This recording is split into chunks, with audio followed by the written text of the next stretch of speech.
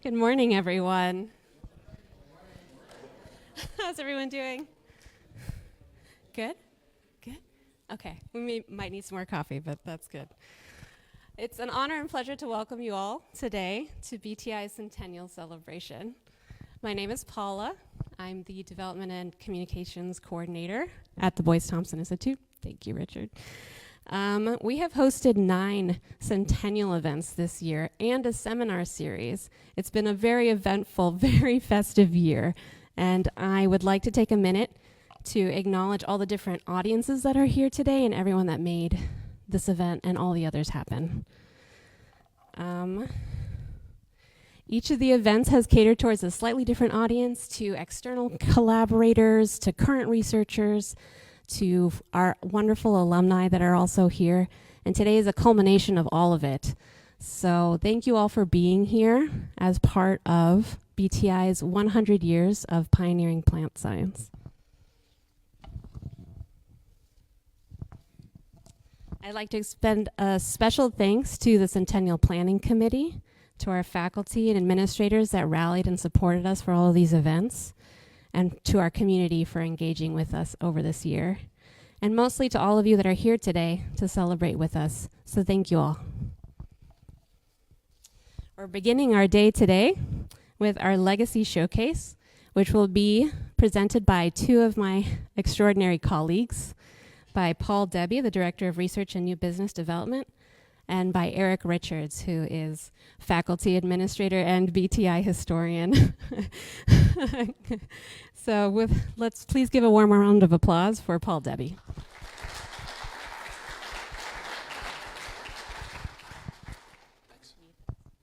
I don't think I need that. Can everybody hear me okay? Okay. So, summer's over, I guess, officially. Autumn begins either today or tomorrow. I can never remember exactly what it is, but we lucked out, got another beautiful day. It seems like we've had summer the last few weeks here, so it's been great. And welcome everybody to BTI. It's great to see so many people here and such a mix of friends and family and ex-scientists, current scientists. It's really cool. So what I'm gonna do today is I'm gonna first dim the lights here, if that's okay. Just show my slides. Are we ready to go? Okay. What I'm going to do is kind of give you a little flavor of the history of discovery at BTI over the last 100 years. And what I'm going to do is I'm going to work through each decade and just show you a few photographs and explain some of the scientists and projects that we've worked on over the years. To make it fun, we've also thrown in some trivia questions for you to take a shot at.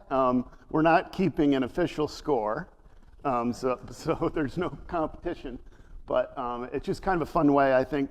And those trivia questions are really aimed at other things that were going on during those same decades, not necessarily BTI events, but other national or world events that were going on at the time. So let me start first by acknowledging who's worked on this particular project. So Paula, who we just heard from, Aaron Callahan, Mike Carroll, Megan Truesdale, Eric Richards, and the Brandmit team that helps us with branding and advertising for BTI have been really helpful in helping us set up this Centennial, since we haven't ever done it. It's the first time we did it. It's the first 100-year history, so we needed help from folks who knew what they were doing for events like this.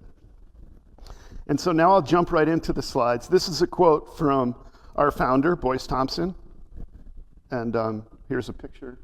Well, you'll see a picture of him in the next slide. And the quote here I'll read, it says, "Any principles concerning the nature of life that you can establish for plants will help you understand man in health and in disease." Is there a strange echo? Is that okay? It's okay? Okay, just checking. I can sort of hear it myself. So the Institute, right, was founded in 1924 by Boyce-Thompson. Again, here's a picture of him back then. He was a mining magnate, amassed quite a fortune in mining projects in the United States, especially out in the western part of the U.S. But he also lived in a mansion called Alder Manor which is on the Hudson River down in Yonkers, New York. And back in around 1917 or 18, I think right around then, he went on a tour of Russia. And at the time, there were famines going on in that part of the world and in other parts of the world. And he realized that food security is a super important thing. And at the time, there really wasn't much research done on agriculture, maybe really none. So he decided to take a big chunk of his fortune and start the Boyce Thompson Institute in 1924.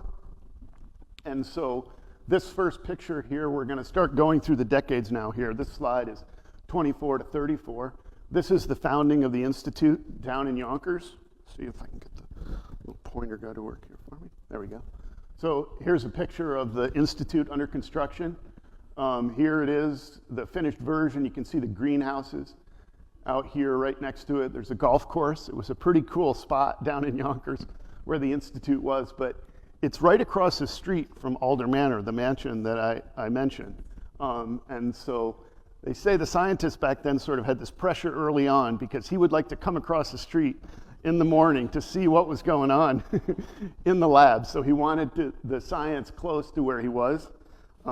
This picture here is a dedication ceremony. I think this would probably be on our 100th birthday, so September 24th of 1924. Let me make sure I get these names right here. This is William Crocker, so he's the first managing director, as we called the president today, of the Institute. And then next to him is a man named J.M. Coulter, who was a dean of botany at the University of Chicago, which had connections to the founding of the Institute. I don't know exactly who these guys are. There's a couple of dignitaries from the local area. And then, of course, here's Boyce Thompson. And then standing next to him here is his daughter. And then the last picture on this slide here is this is a picture of the door as you come into the Institute. Just historically, it's interesting. The Institute building is still there, and it was redeveloped maybe a decade or so ago, a little bit longer, into retail space. But interestingly, they saved some of the history of the Institute as well. The building looks kind of similar to the way it does now. The greenhouses are no longer there.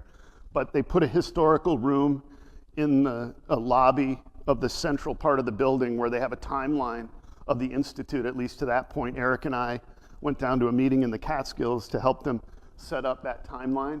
And they also put plantings around the Institute, which represent research plants from back then that were being used. So try to save at least some of the history of that particular building. So that's pretty cool. Okay, now, starting our trivia project here, and I need a little help from Paula with the timing. I'm going to give you about 15 seconds for each one. When BTI opened in 1924, there were 24 scientists on staff. What percentage of those scientists were women? Kind of the Final Jeopardy music there, right? Okay. See, so 38%. It's pretty amazing, really, when you think about it. This is 1924, right? BTI's really had a really interesting history. You know, we finally have a woman president now, Sylvia. That took 100 years. That took 100 years, but we've had a lot of female scientists at BTI over the years, and I'm going to point out a few in some of the other slides here that we're going to look at. Okay, so moving on to the 1930s, there's a picture of a BTI lab at the early institute, and now 1930 to 44, again is William Crocker here on the left, the first managing director. Just to let you all know, BTI has a tradition of having a scientist also being the managing director or the president, and that continues to this day. I mean, Sylvia is an active scientist here and getting her lab set up currently. So we've continued that tradition. And then next to him here is Louis Kunkel, who was a famous plant virologist at BTI early on. And this picture over here on the right is a picture of a commercial product that was developed early on at BTI. It's called Hormodin, is the commercial name for it, and it's still used today. It represents synthetic auxin So auxin was a plant hormone that was discovered early on at BTI, and it's used to help promote, let's see if I get the pointer thing again here, plant root growth. So it's kind of one of these things where you may have seen it. It has a million different names now if you go to a horticulture store or whatever, or Lowe's or Home Depot, but it's still used today. So this is a very early discovery that's still around with us. Okay, so moving on to our next trivia question. Which American aviator captured the world's attention by becoming the first person to fly solo, nonstop across the Atlantic Ocean in 1932?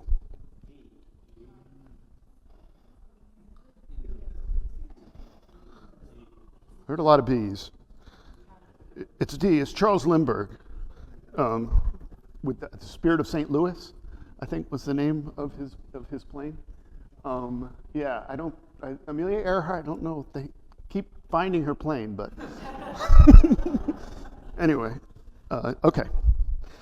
So moving on to the 1940s, one of the things you see on this slide here is this. This is a victory garden that was 1940s. Of course, the war is coming on, or had already started in places for some countries. And it was a time where they had victory gardens, so you're growing vegetables to try to help with the war effort, since everything really had to go into fighting that war. So as a plant research place, BTI, of course, very interested in things like this. In the 40s in BTI, agrochemical development for crop protection was a really important part of what the Institute was working on. It's very interesting because 100 years later, it's a very important part of what the Institute is currently working on. I guess that's not surprising. But the folks that are in these pictures here are, on the left is Wanda Farr, one of the female scientists early on at BTI. And she worked on plant cell development and made a pretty important discovery at the time on the importance of cellulose in plant cell wall structures. The other two guys here in the middle are Hitchcock and Zimmerman, are their names, two other scientists that were working at BTI in the 40s. They developed or discovered a compound called 2,4-D, which was a very important herbicide that's still used to this day. It's a broadleaf herbicide, so it's a compound. It's similar to auxin in that it's a hormone that actually, when you spray it on plants, they start to grow themselves to death. So it selectively hits broadleaf plants, so that those are mostly the weeds that you would have in a field of, say, corn or wheat or something which are not broadleaf crop plants. And so even to this day, this compound is still used as a herbicide in a lot of different places. I'll point out that a couple of different labs, especially Frank Schroeder's lab, who's sitting over here, Frank's going to talk to us later today, they're developing, like I said, new compounds that can protect crops in, let's call it a more natural and a little bit less harsh way. And so, like I said, we've got compounds now that the Institute is still working on to sort of better even what we started back in the 40s. And then the last person on this slide, I have to make sure I get it right here, is a guy named Frank Wilcoxon. And I don't want to tell you what he did because I'll give away the trivia question that's coming up. So we'll jump right to that question. And then, in addition to working in plant biochemistry, physiology, and virology, BTI had a team in the 40s working on.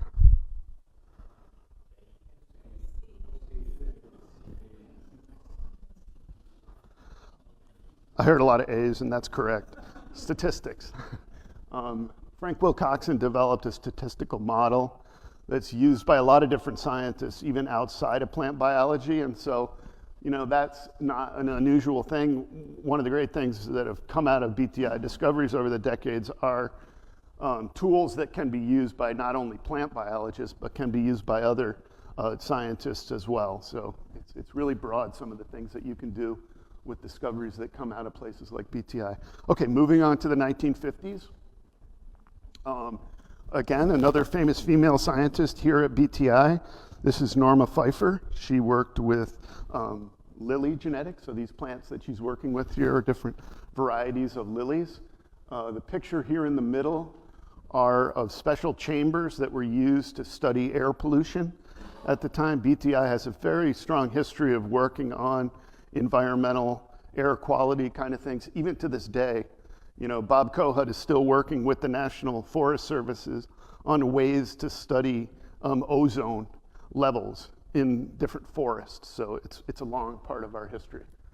And then the last picture here is a woman named Clive Chandler, this person right here, who was a famous forest biologist. And here's a picture of her working on some larch trees, actually, which was one of the species that she actually worked on. Okay, moving on, we're getting close. We're halfway there. In 1952, what scientist made the first X-ray pictures of what would later be termed DNA? Her work, mostly under-rewarded by history at the time, would go on to contribute to one of the most important discoveries in modern biology.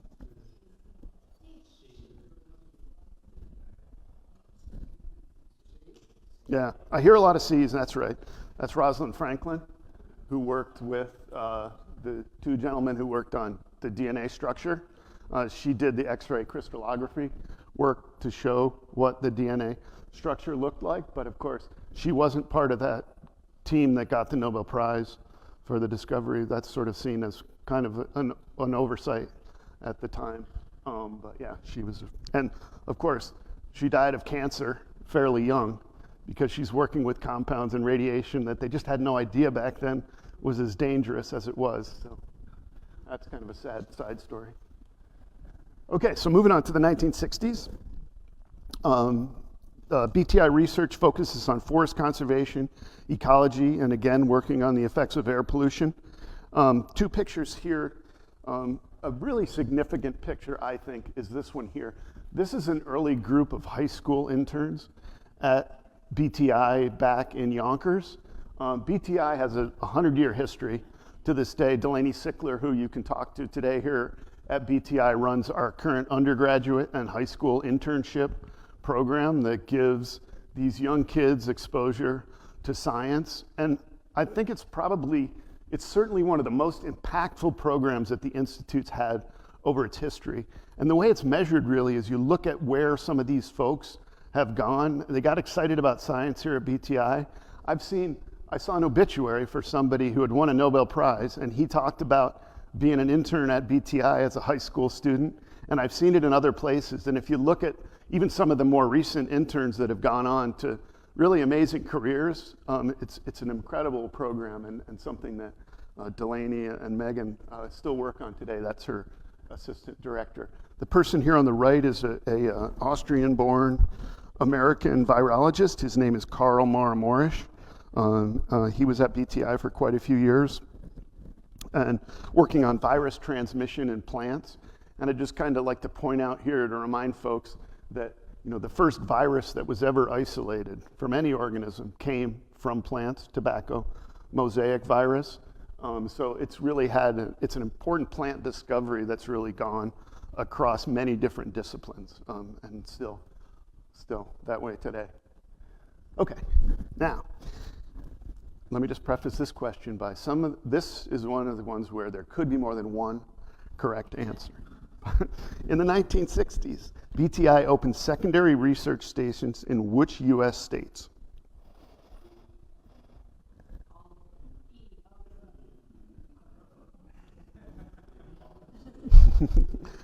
It's not all of them, but it is these two here, California and Texas. BTI actually owned property in these two states where a lot of forestry research was done, and I'll point out a little bit of that here in just a sec when we look at the 70s. So, of course, 1970s, right? BTI moves to Cornell in 1978, I think was the official year for our move when we became affiliated with the university. New York State helped us build this building here on the left and the one that we're sitting in today, and still helps us with the maintenance of that building. We have a three-way agreement between Cornell, BTI, and New York State for that move to here. But of course, a lot of research was going on even at the time this move was made. Here's a picture of a guy named make sure I get him right, Jean-Pierre Vité. He was the lead in the BTI forest biology program. And this is a picture of him at one of the forests that BTI owned at the time. I think it's in Texas. I'm not positive, but I'm pretty sure that's where this picture of where he's doing some researches at. Again, I already mentioned in the last slide, this is the under construction of the current BTI building in the 70s. And then this, oh shoot, hold on. Jumping ahead there. Don't look at that. Okay.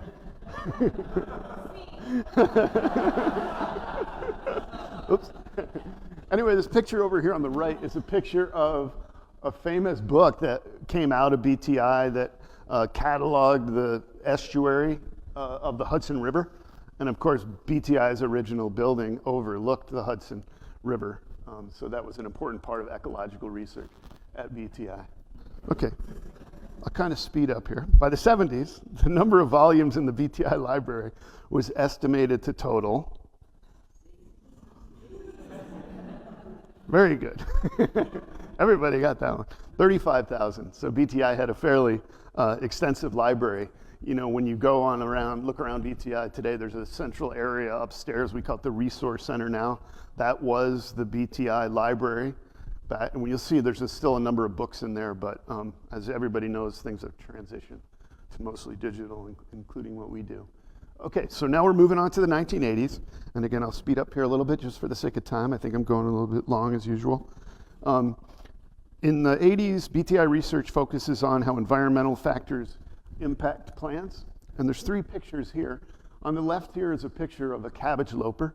So this is a caterpillar that's a common agricultural pest that a couple of different labs at BTI has worked on over the years. And so that's a environmental factor, right? It's a stress. In this case, it's what we call a biotic stress because it's a living thing. Insects are biotic stresses. We also work on what we call, you hear these terms, abiotic stresses.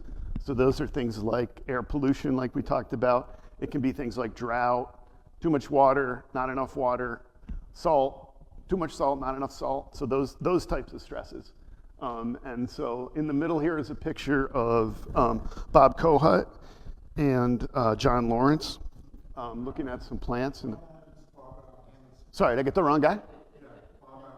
Bob Amundsen, thanks. He does look like John Lawrence, doesn't he? No, anyway, thanks. Thanks for the correction. And then over here on the right is Carl Leopold, who was a scientist here for many years at BTI. He has an interesting history, of course. He's the son of Aldo Leopold, a famous conservationist, and Carl really kept that tradition going as well. Locally, interestingly, he's the founder of the Finger Lakes Land Trust here in Ithaca, and so he was here for many years. His research, one of the interesting things that came out of his research was he worked on these sugars that are in plants that help them to stabilize the plant tissue, and especially when the plants dry out. And so I was involved with him as a tech transfer person on the use of that technology to make inhalable therapeutics. And so, for example, inhalable insulin was one of the products that came out of this work. And if you look now, you can still hear of a number of different, some more successful than the insulin ones that came, and that was really helped by Carl's research. Okay, the 1990s. Things are getting interesting here. BTI embraces new technologies and expands their research scope into the molecular biology of plants and insects. Here on this particular slide, I'm not showing a picture of scientists necessarily, but it's a picture to sort of depict some of the new tools of molecular biology that the Institute was embracing at the time. And so these are dinosaur type pictures now, but this is a picture of a DNA sequencing gel that some of us have been around long enough to have actually done some of these kind of experiments. It's all done much more automated fashion now. On the left here is just a fancy microscope, so microscopic techniques. BTI has a thing now called the PCIC is the acronym. It's so the Plant Cell Imaging Center. Maria Harrison, who works on mycorrhizal fungi, founded that operation here at BTI, and they use special fluorescent microscopes to make these beautiful images of these fungal cells growing, or fungal particles growing within the roots of the plants. It's a symbiotic relationship between the plants and the fungus, where the fungus gives nutrients to the plants, and the plants in turn give carbohydrates that the fungus needs to survive. But they use these special microscopic techniques to study those particular things. Okay, moving on to the 2000s, here we are. Establishment of new research expertise in chemical biology and bioinformatics. So everybody understands bioinformatics is really the use of computational, so computers, more in science. And we have a big contingent of bioinformatics folks that are here at BTI. One depiction here in the middle, this is a set of servers that are downstairs. This is where a lot of science happens now, are in these computers. It's not quite as large as a Microsoft or a Google server factory you might see out west, but it's a lot of computational space that's needed to do that kind of research, and so that's what that is. Over here is a picture from the cover of Nature when the tomato genome was published. This was a very large consortium of labs, including labs here at BTI and Cornell, that were involved in the genome sequencing of tomatoes. And then over here on the right, I don't want to give away, again, a trivia question, but this is a picture of a virus, and I'll explain what that one is in just a sec. So the trivia question. BTI researcher Robert Granados and his lab developed cell cultures from cabbage loper eggs, so that was the caterpillar insect that I showed you in the earlier slide, in the 90s, and that were eventually named the high five cell line. High five cells were used in the 2000s to produce a vaccine for which disease? Did you ever say D? It's D. So it's cervical cancer. So it was a human papilloma virus that I showed you in that last slide, that blue depiction on the right side. And so at the time that Bob was working on these insect cell lines, he was actually, it's interesting, he was using the cell lines to develop a biocontrol for cabbage lopers. And they were looking for cell lines that would grow these viruses that are natural killers of the insects, and hopefully target, a lot of these viruses are very species specific. So they target those, they wanted to target just those pests. And so he was looking for cell lines that grew that virus really well. At the same time, another lab at Texas A&M was developing a way to make recombinant proteins. So that's proteins like a vaccine as an example. We use bacteria to make fairly simpler piles of protein, let's call it. But insect cells were being used at that time. And so Bob went back to his freezer and took out these cell lines that were not so great at making virus like he was trying to do. But it turned out that that second step in this process of making proteins, these cell lines were really good at. And so what happened was the Institute licensed that cell line to a company in Maryland that eventually was sold to this, or sub-licensed to a company called GlaxoSmithKline that developed this HPV vaccine. And so BTI, pretty cool, we're the first insect cell line that was ever approved by the federal government for use in a human patient, came from BTI. It actually first was approved in Europe. It's called Cervarix is the name of the vaccine. Folks now are probably more aware of one that's called Gardasil, which is made in yeast but by Merck. But there are two, those were the two HPV vaccines, and it was a huge breakthrough, right? This was, all of a sudden, a discovery was made on what causes cancer, and this vaccine was preventing cancer. You know, so really it's saved millions of lives to date. All right, so we'll run on to the end here. So 2010s, just two more slides, I think. Data-rich omics research, as we call it, expands, including metabolomics. So Frank, again, works on metabolomics. These are the small molecule compounds that he's going to tell us more about today. Proteomics, which are proteins that the genes encode for. And then phenomics, which is kind of a newer term, but BTI, as part of the tour, I think you'll get to see the automated phenotyping facility. And just for the non-scientists in the room, a phenotype is really what the plant looks like. And so that's obviously a really important part of the research that we do. We have a couple of other just quick ones up here. BTI recently had 3 National Academy members, Maria Harrison, Jim Giovannoni and Greg Martin. So we've been really lucky to have some really prominent scientists here at BTI. I mean, everyone is, but they got those special recognitions. The picture here on the right, these are ground cherries, they're called, and Joyce is going to talk about that today, so I won't talk too much about it. Down here on the bottom, Ascribe is a startup company that was founded by BTI recently, and Frank Schroeder and Dan Klessig and members of their lab discovered this technology, and these are small molecule compounds that come from nematodes, which are little soil-dwelling worms. And later, if you want on a tour, I've got some nematodes that you can look at in our translational lab, so you can see where those things come from. But startup companies are one of the business development projects that I personally work on here at BTI. Okay, I'm sorry that went a little long, but I'm gonna. You got one? I'm gonna turn things over to Eric Richards now, who's going to talk about the work. Thank you, Paul. This works. Not too echoey, not too loud. How's everybody? Thank you all for coming. It's so wonderful to see familiar faces that now have spanned across many kind of generations in the time I've been here. So it's been wonderful to see folks, and looking forward to catching up with many of you. I'm going to tell you in the next 10, 15 minutes about a project that we've been working on. And when I say we, oh, thank you.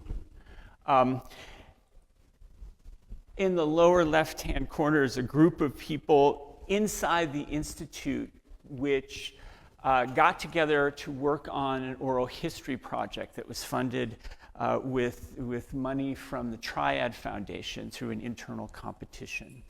And so some of you you'll recognize already Paula at the top. AJ is here in the audience, Aaron, communications director, and many others that are listed there, met quite frequently to put together a program that the goal was to try to capture firsthand accounts of BTI science and administration and strategy and social aspects, to try to capture those kind of firsthand accounts.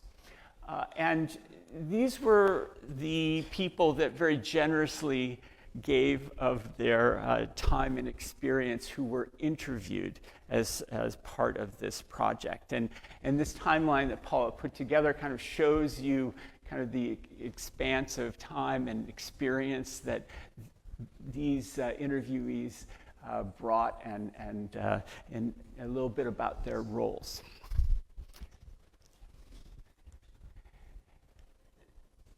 The 10 interviews were on the order of about an hour, 45 minutes to an hour, and we put together transcripts. But the real we here, I talked about the internal folks, but there's a team of two people with whom this wouldn't have happened.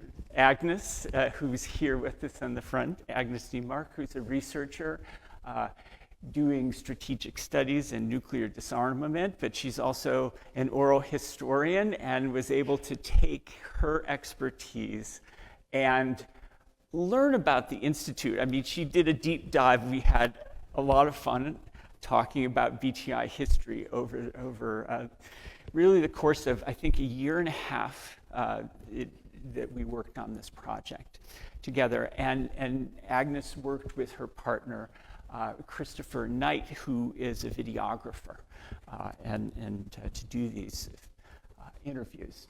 So I think that if I'm correct, and I'm sorry, I should have hit the button.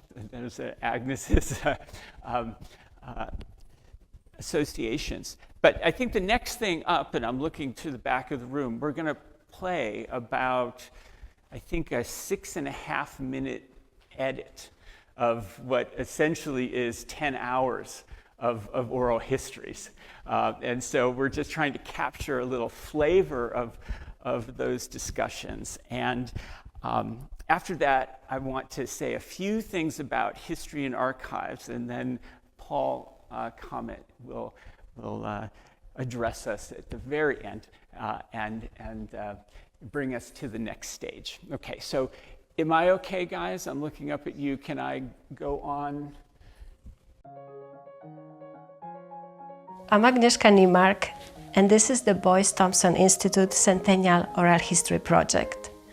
My interviewee today is Ben Williams, Alan Renwick, Bob Kohut, Claire Castile, Daniel Klesik, John Dentis, Laura Phillips, Luke Colavito, Robert Last, Zohara Yaniv Bahrach.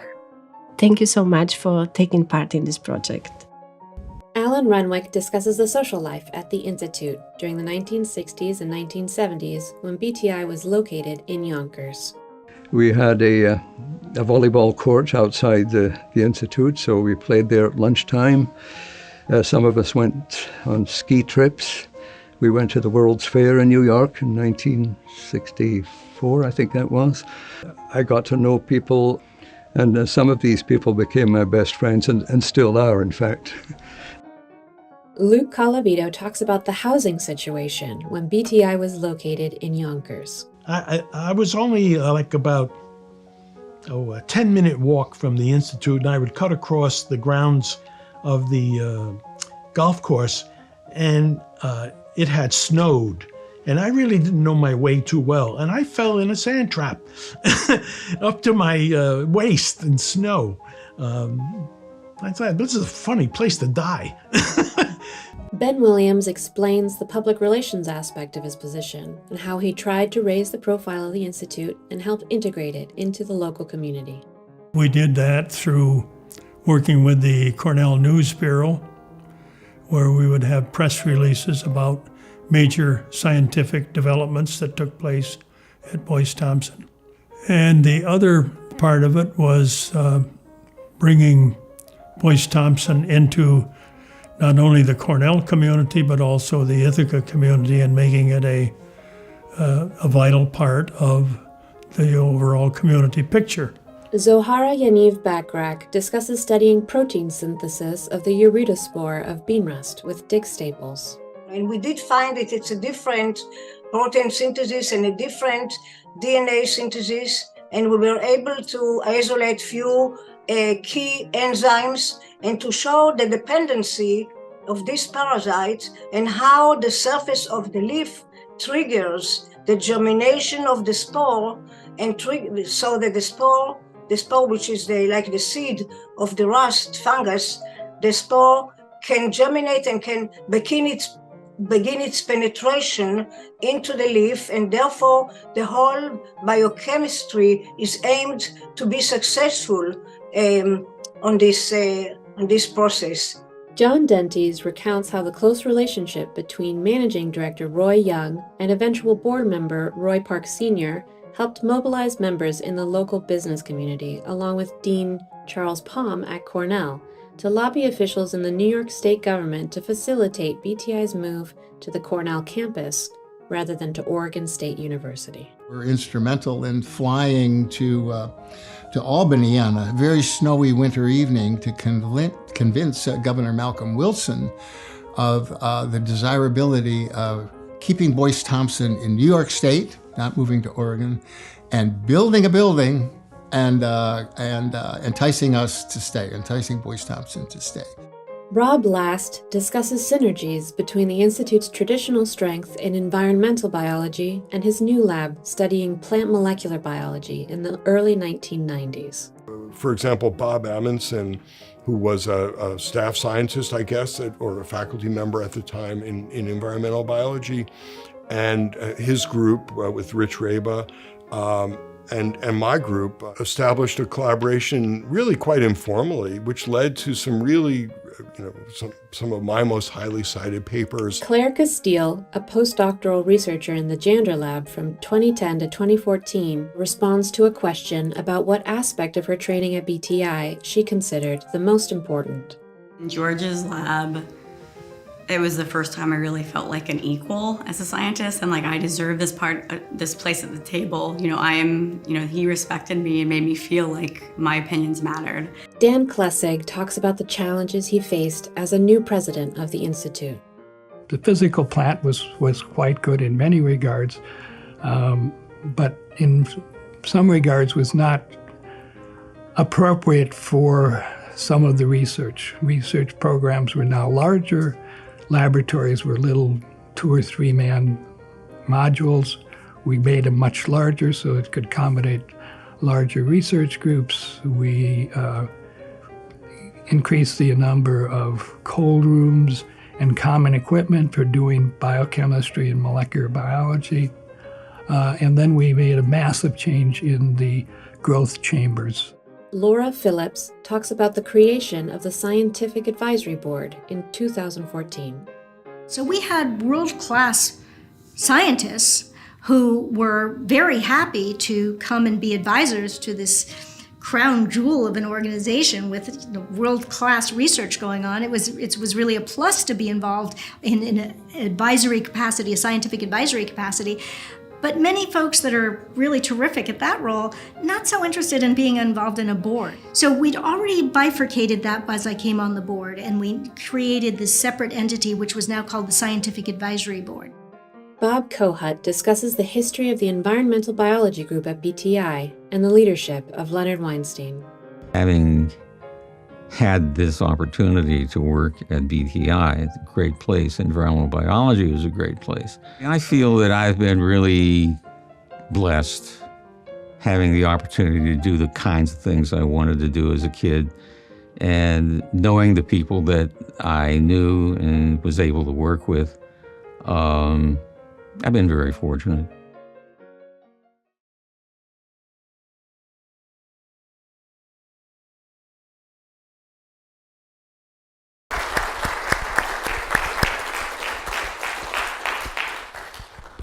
Thank you, Mike Carroll, for putting together the edits, and maybe we can acknowledge Agnes for all your hard work here. Please, thank you. I just want to say 2 quick things. One is kind of an advertisement, if I can say that. There's going to be a table upstairs after you get done with lunch. There'll be a little sign that says "To Archives." So Jenna and I are going to be manning a table and looking for help with our historical materials. So we've been very fortunate to carve out some space. Thank you, Sylvia and Paul, for putting together some space where we're collecting photographs and books and old materials from our historic past. But we need some help in organizing and in particular identifying some of the folks in photographs. And so that's something I'm hoping that we can kind of collectively as a community work on. So that is what I wanted to say about the archives. But now I think it's time to pass the baton. And Paul Comet, who is the chair of the BTI board and familiar to most of us, is going to tell us, have a few comments. And I think maybe I'm passing my mic. Is that okay?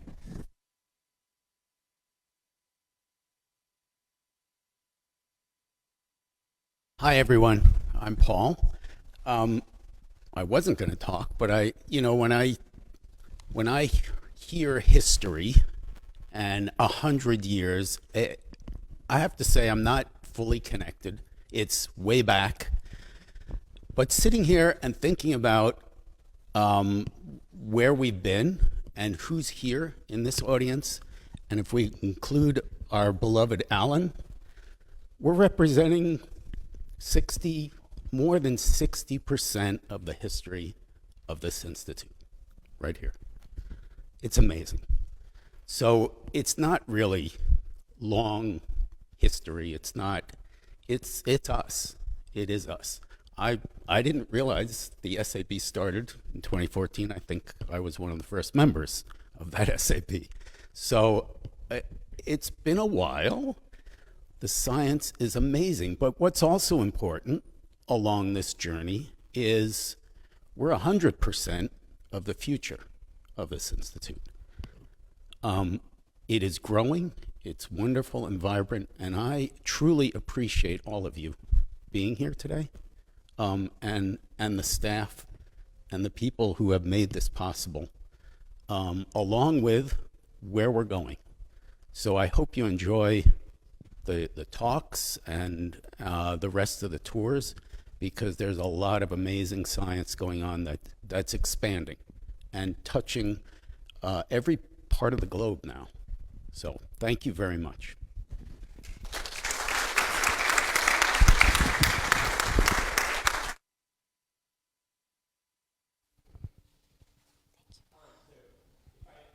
One thing before we head off to the break.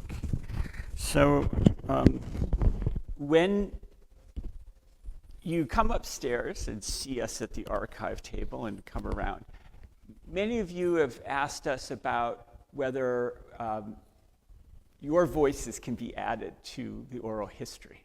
And so we would like to welcome you to put together paragraphs or audio recordings, things that you remember and would like us to capture and put in the archives.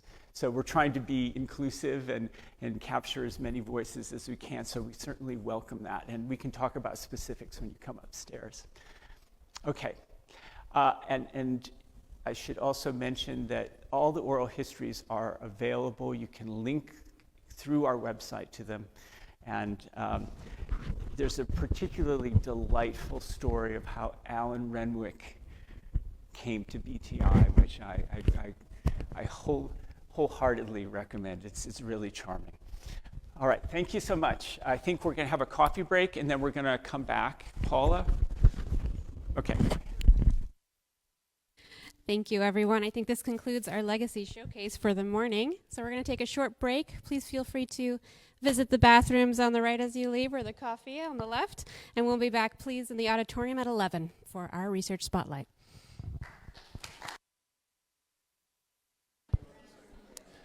All righty, well, welcome back.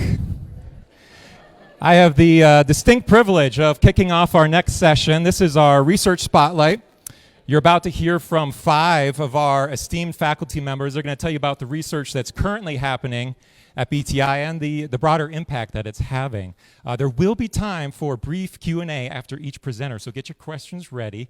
They would love to engage with you. We don't have time to introduce. It would take 20 minutes to introduce each of these very accomplished researchers. So I'm just going to go ahead and turn it right over to Dr. George Chander, our first presenter.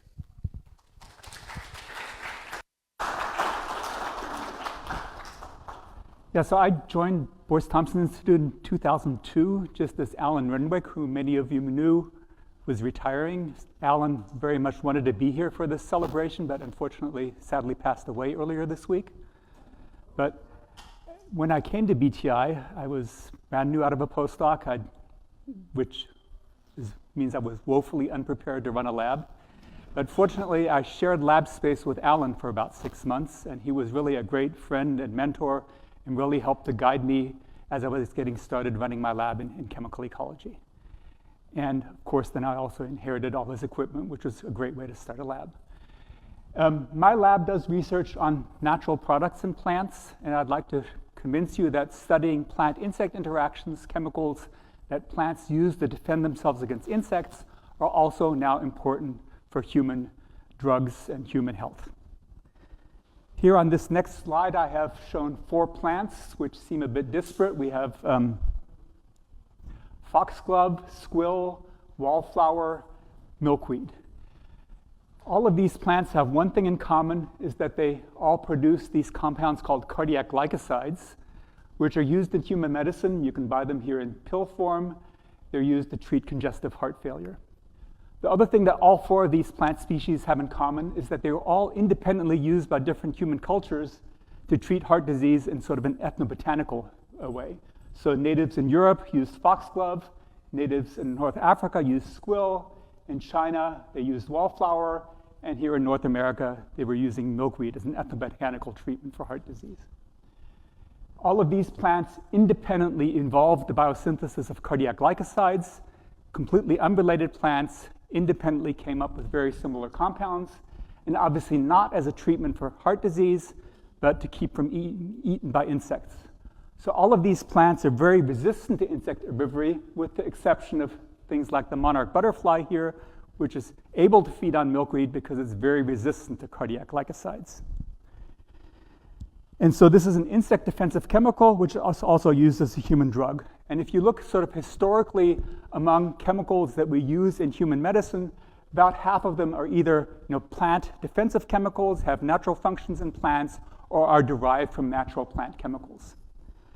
What's also interesting is that although we know the structure of these chemicals, in many cases, we don't know how these plants are making them. And so that's really what my lab is focused on, is figuring out how plants make these defensive chemicals, some of which are then also important for human medicine. So the idea is that by understanding how the plants are defending themselves against insects, we can develop new methods for pest control, but also maybe new methods for generating new medicines that could be involved for human health benefits. So about 5 years ago, I decided it would be interesting to try to figure out how plants make cardiac glycosides. And the plant that I decided to work on is here shown, the wallflower. And so the question was, how do I find wallflowers? And so fortunately, Alan Renwick was still around, and I knew that 25 years ago, in the early 1990s, Alan's lab had been studying wallflowers, specifically looking at the chemical ecology of plant defense against insects. And so I asked Alan, so where did you find your wallflowers? And he said, next to BB Lake. And sure enough, I went to that spot next to BB Lake, and here are the wallflowers still growing next to BB Lake. And so I decided to, 25 years later, basically continue Alan's research, but rather than focusing on plant-insect interactions, focusing on how do these wallflowers now actually produce the biochemical, these cardiac glycosides that they're using for defense. And in the last 5 years or so, we found 8 genes involved here in the biosynthesis of this compound called digoxin, which is found in wallflowers. And we think we have pretty much the entire biosynthetic pathway of cardiac glycosides worked out now. We could now put this into yeast or some other sort of model organism to make cardiac glycosides. A note here that I say cardiac glycosides. So this digoxin here is an example of one of 100 different cardiac glycosides that are found in wallflowers. And now that we're able to clone these genes, we have the biosynthetic pathway, we can start tweaking the pathway and purifying different kinds of compounds and looking for different kinds of medical compounds that might be relevant for human medicine. If you do a PubMed search for cardiac glycosides these days, you do find papers about treatment for heart disease, but actually most of it relates to treatment of cancer, that these compounds are also now inhibitory of cancer cells. And we think that by expanding from, let's say, one compound here that's being currently used commercially, if we have 100 different kinds of cardiac glycosides, maybe we can tweak better treatments for cancer or heart disease in human medicine. So this is only one example. If you look at what's out there in plants, there's thousands and thousands of different metabolites in plants. And what our research really is doing is sort of paving the way to find new chemical pesticides like cardiac glycosides, but also then new biosynthesis of human medicines. And if you look at any typical plant leaf, this is a tobacco plant here, there's a few thousand small molecules. And the majority of these molecules in plants are completely unknown. Let's say a leaf like this has 5,000 molecules, 500 of these might be known, primarily things like sugars and amino acids and lipids, things that make a plant, and the other 4,500 are involved in defense, and that's really the interesting part of the plant, and what makes one plant different from another plant is these chemical differences. And what we have here is tobacco. This is Hongling Feng, who's a former postdoc in my lab who was studying tobacco. He's now a faculty member at Louisiana State University, and he was studying tobacco here in my lab and looking at 2 compounds particularly. These are acyl sugars here, and this is probably one you've heard of. This is nicotine. Both of these are insect defensive compounds, and studying these compounds now also has practical applications. So we just this week had a visitor here from Enzazaden, which is a Dutch vegetable seed company, and they were telling us now that they've been breeding tomatoes to produce more of these acyl sugars to have higher resistance to aphid and whiteflies. And that's only possible because of research that's been done on the biosynthesis of acyl sugars, primarily by Rob Last, who you saw in the video earlier this morning, who have figured out the biosynthetic pathway of acyl sugars and now enabled the breeding of tomatoes, breeding in genes from wild tomatoes to produce acyl sugars in cultivated tomatoes and make them more resistant. We were also looking at here nicotine, which is a well-known drug.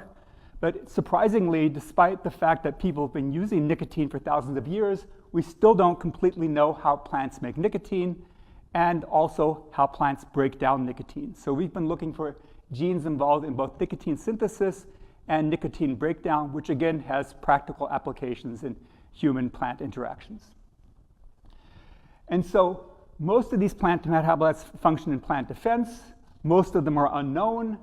And I would argue that even studying ordinary plants, plants like you see every day, has vast opportunities for new discovery of new molecules involved in defense and possible also human applications. You don't have to go to the Amazon to look for exotic plants. Any plant out here in Ithaca probably has compounds that nobody's ever heard of, compounds that we can figure out how they're made by the plant, and compounds that have possible practical applications, both in plant defense and in human medicine. And so in summary then, what we say is by studying plant defenses, we can get new ideas for looking at crop protection and new ideas for developing new pharmaceutical compounds. And finally, most of this research in my lab is not being done by me, and I'd like to just finally acknowledge the people who are currently in my lab who are working on various aspects of plant biochemical interactions. We've got Fumin Wang, Tara Alvarado-Paro, Leila Faze, Allison Norton, Annette Richter, and Kevin Ahern, all of whom are currently working in my lab. And with that, do we have time for a few questions, Aaron? Absolutely, yeah.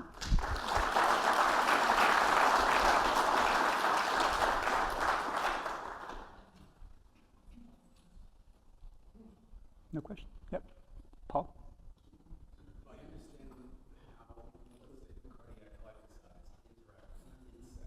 Yep.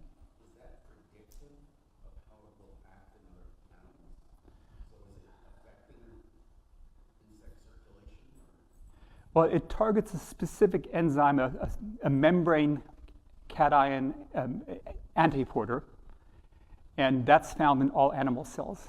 But clearly there are differences between insects and animals. And so we had found one paper from the 1960s where they were looking at toxicity in cats and which ones are more toxic to cats and less toxic to cats. And we did those same experiments with caterpillars, and it was very different. So having a diversity of cardiac glycosides, protects, cats probably wouldn't be eating this, let's say mammals and caterpillars, right, eating the same plant. So that probably explains why they have the same theme, but tweaks here, methyl group and hydroxy group, to target different herbivores that might be eating these plants. And that's why we think, by looking at a diverse set of these molecules, we can find different effects also on human metabolism. Yep. Without getting into the weeds too much, was there anything about, you said there were 8 steps in biosynthetic pathways? Yeah. Was there anything that was particularly interesting or unusual about the enzymes or the mechanisms? Yeah, so the question is, how does a plant just suddenly decide to make a new chemical, right? And what is thought to happen is what they call gene duplication and neofunctionalization. So a gene duplicates and then gets a new function. And so you heard auxin mentioned earlier this morning. And so there was a gene for auxin biosynthesis in our wallflowers that got duplicated and gained a new function and is involved in cardiac glycoside biosynthesis. So we can see in other plants there's one gene, in the wallflowers there's 2 genes, and one copy now has an entirely different function. No longer auxin, but cardiac glycosides. Yep. Sure. So what are the natural functions of the cardiac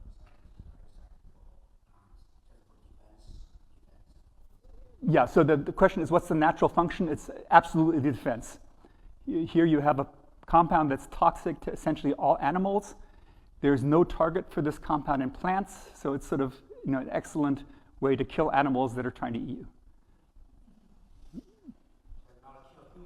It does kill humans. Obviously milkweed is toxic, foxglove is toxic, and so yes. Yeah. And looked at the detoxification of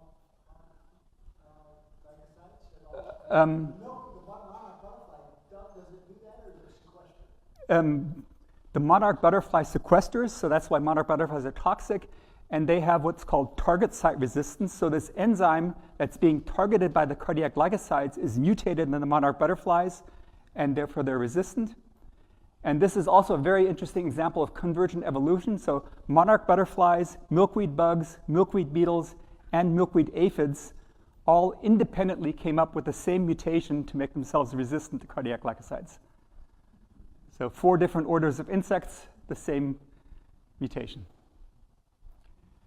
We should probably continue for the thank you.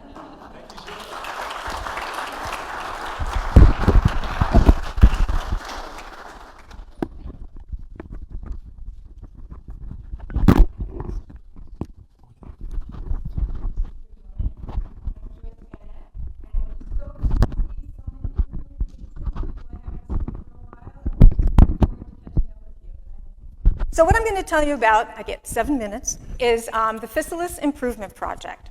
And there are 3 different pronunciations of Physalis. There's Physalis, Physalis, and Physalis. You pick the one you like. We say Physalis. So let me go here. Okay. So there are about 120 different types of Physalis. And the Physalis that you might be most familiar with is tomatillo. But we chose to work with ground cherry and goldenberry because we felt that in addition to answering our basic fundamental research questions, that these crops had some potential as specialty fruit crops and also to help diversify our food supply and give farmers another option of a crop to grow. But they need some improvements, and I'll tell you about that. So ground cherry you'll sometimes find in farmers markets, and goldenberries you'll occasionally find in grocery stores. And people often ask me, well, what do they taste like? And they expect them to taste like a cherry tomato. They are related to tomato, but they're not. They're sweet. Ground cherry has a very sweet flavor. Goldenberry has a sweet tart flavor. And we're collecting germplasm, or different types of plants from around the world. And we have some that taste like pineapple, some that have undertones of apricot. This here shows you the size difference between ground cherry and goldenberry. Ground cherry's on the left, goldenberry's on the right. That's actually one of our largest fruited goldenberries. It comes from Austria, because as I mentioned, we're collecting germplasm from around the world, and it actually is my favorite. So some characteristics of interest is that they're underutilized crops in the US. It's my dream to change that. Just putting that out there. Goldenberry is popular in other countries such as China, Germany, and Colombia. And Colombia is actually the major exporter of goldenberry, and it's second to their export of banana. And I took this photo at the Tops Market here in Ithaca, and you'll find goldenberries in with other berries like raspberries, blueberries, and the color really pops.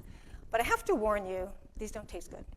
I think they've selected them for other agronomic characteristics such as yield. They produce a lot because the flavor isn't that great, but we have germplasm that tastes much better than that, and we're focusing on flavor. So they've got a good nutritional content. They've got vitamin C, beta carotene, and for centuries they've been used, Physalis in general have been used in traditional medicine. And it's because of their properties such as antioxidants, anti-inflammatory, and there are also many reports of their anti-cancer compounds. So they also have compounds for plant protection. As you heard from George, plants have these compounds that give them protection. And in the Physalis, the main ones are withanolides and physalins.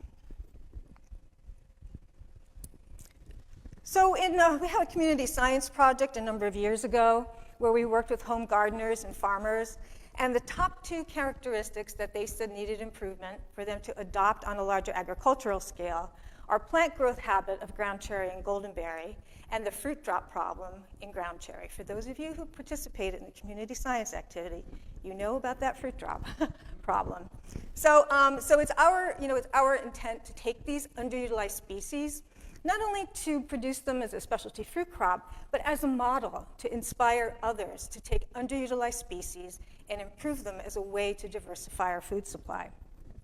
So I've included some images here. Here on the left, these are some goldenberries in our field in Ithaca. These plants were put in the field at the end of May, and this is taken in July. For a size reference, these metal stakes here are 6 feet from the ground to the top of the stake. These plants will continue to grow and grow and grow and overgrow the stakes. We also have to trellis them. But you can imagine, on a larger agricultural scale, that's a lot of work for farmers. Same story for ground cherry. Here in the foreground is ground cherry, in the background is goldenberry. They don't grow, they grow slower, so they don't grow as tall as fast, but they have this sprawling growth habit and need to be staked and trellised. And then there's the fruit drop problem of ground cherry. That's why it's called ground cherry. And it drops at all stages of ripening. So a farmer can't even go in and just collect the fruit. They have to sort through the fruit.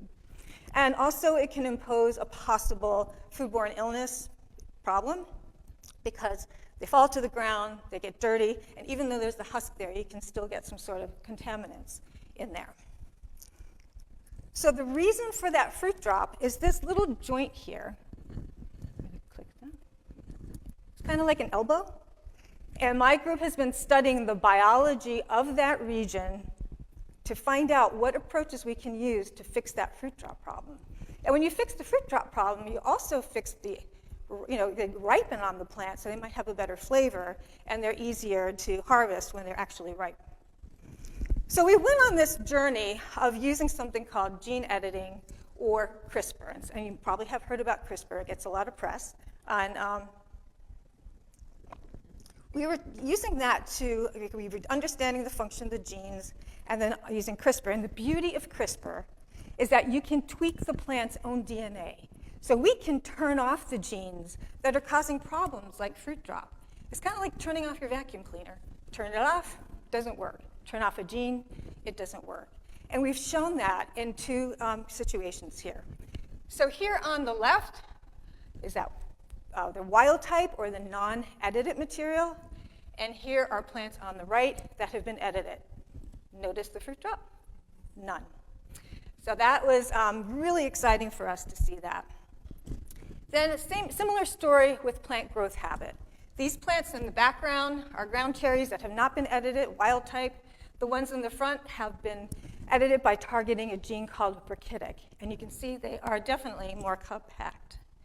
Similar story with goldenberry. Plants on the left, not edited.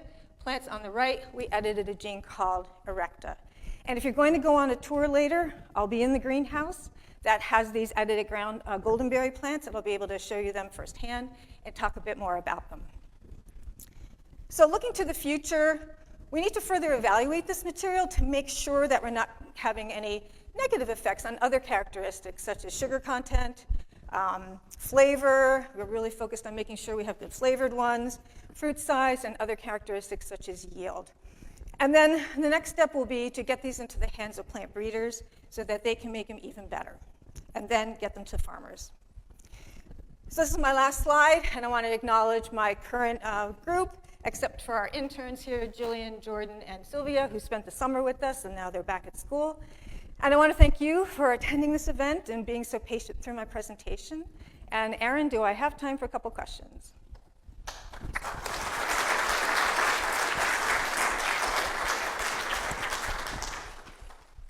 Questions? Yes. Hey, Lynn. Great work. Thank you. There must be a reason for that gene to be turned off that caused the plant to drop these fruit early. Mm-hmm. Is it logical that the plant it evolved to be able to do that on purpose? Yeah, I think probably part of that evolution was for the continued growth of the plant because they reseed and they'll come back up. I made a mistake one time of ones that we had here, and I said, I'll just throw them in my compost bin. And when I threw in my compost bin, and then next year I had a lot of ground cherries and goldenberries growing. So I think that's part of the evolution that probably would be able to persist to the next generation. Yeah. Done.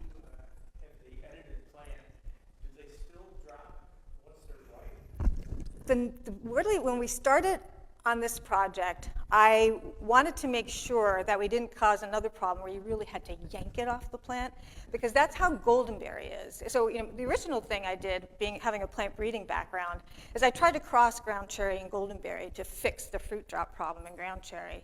But I think there's too much of a, sometimes there's something called a species, there's too much of a distance in the species, and there's an incompatibility.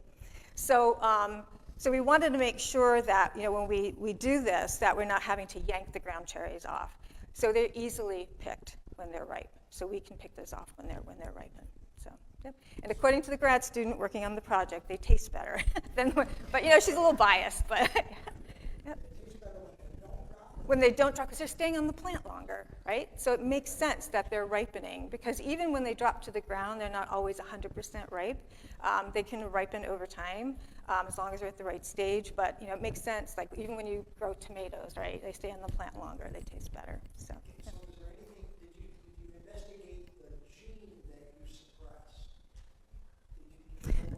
Yeah, so good question. So we're taking a lot of cues from like other reports in the literature on fruit drop, or it's a really, other species like rice, the ancestors of rice drop their seed, and then they've been improved to not do that. So I spent a good part of my career working with tomato, and tomato has a joint, but it doesn't drop its fruit. So we thought, oh, if we fix the joint, that little elbow I showed you, maybe we can prevent the fruit drop.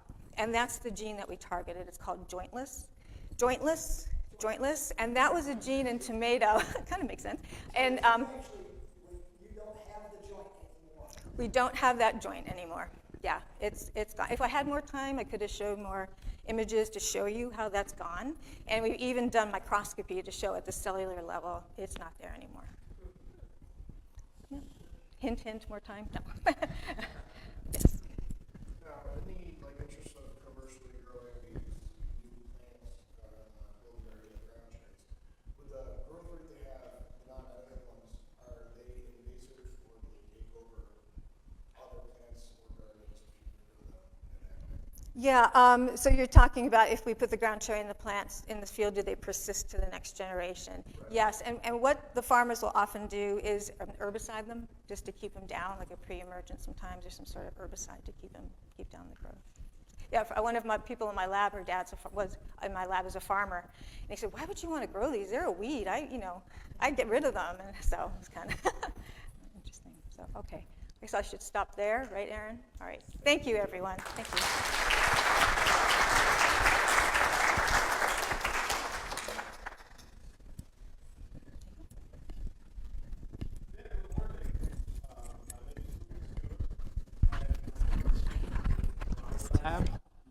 And it's called dry not because of our humor, but because we only work with data and no actual extracts and solutions and so on. And there are actually two dry labs at BTI, Zhang Zhongfei's lab and my lab.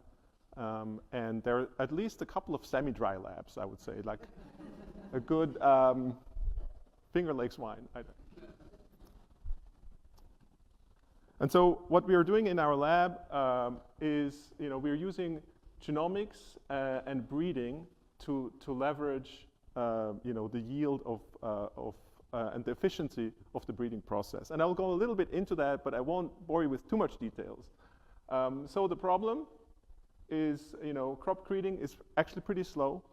And so with new genome technologies, we can speed up that process and get much more gain. And of course, you all know the human population is growing, everybody's hungry, we need more food in the world, right?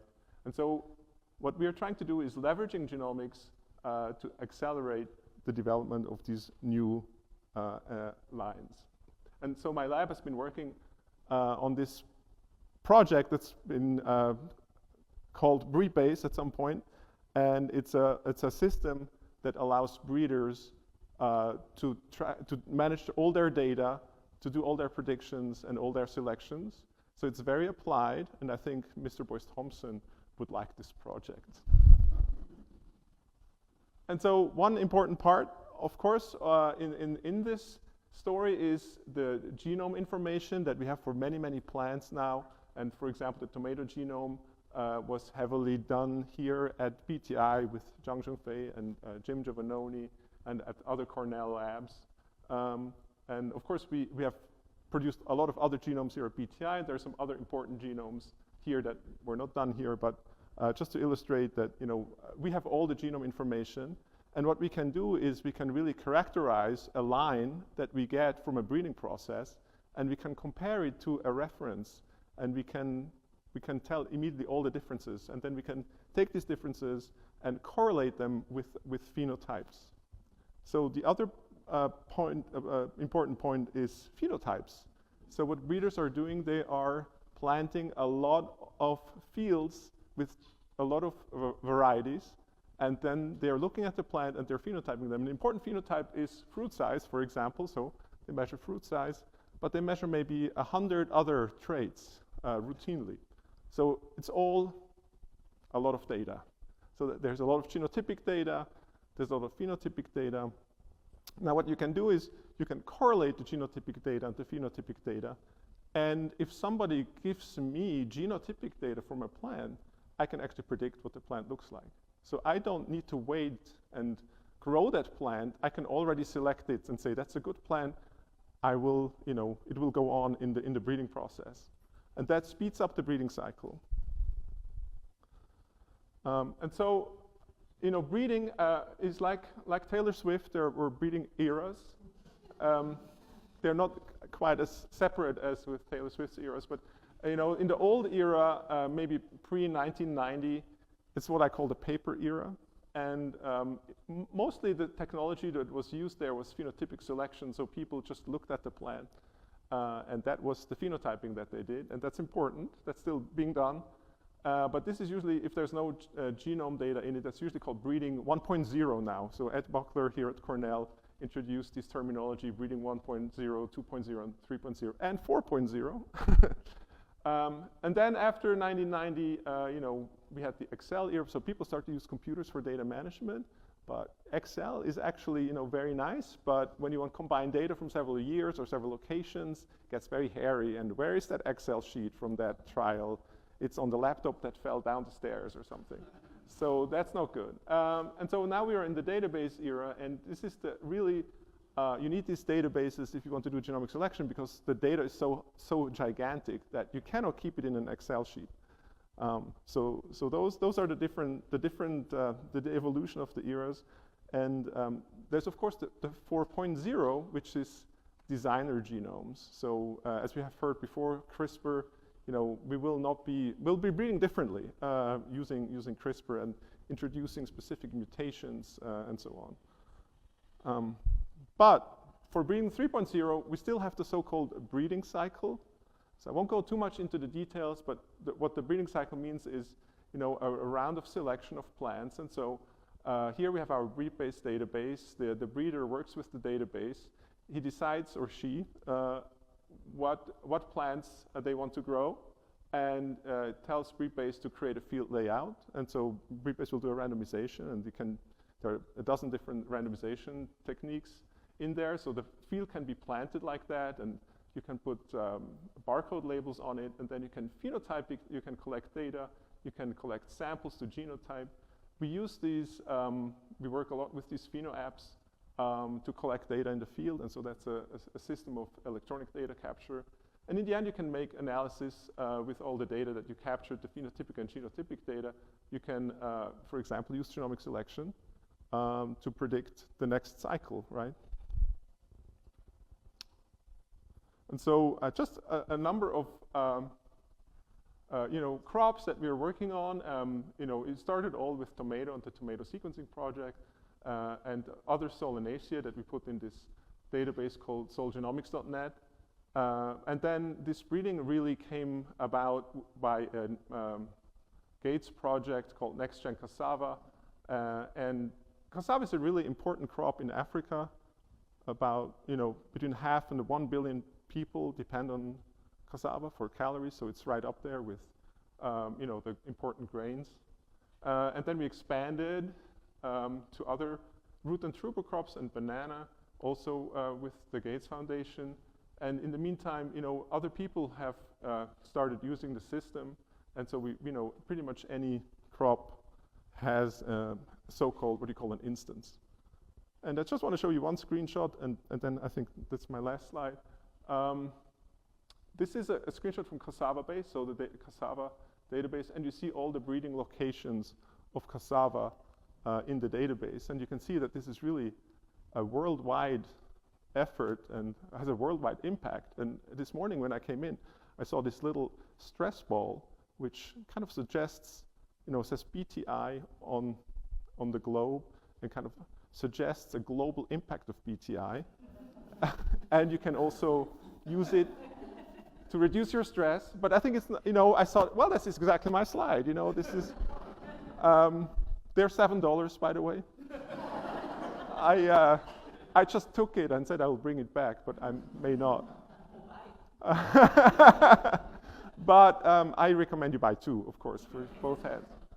And so, yeah, the software is widely used now, and we are continuously working on it. It's a very intensive task. There's breeding right now is an extremely dynamic field where there are lots of new technologies coming up, lots of high throughput phenotyping, new genotyping technologies. Everything has to be constantly adapted to, to these new technologies. And so we're looking into how we can help most people use these new and amazing tools. And I just want to point out that most of the work, of course, is done by my team members, Chris, Thomas, Amber, Nama, Christine, Surya, Srikant, Tidima, and Isaac, who telecommutes from the Netherlands. And sorry, I forgot to put him here. So, but that's it. Thank you.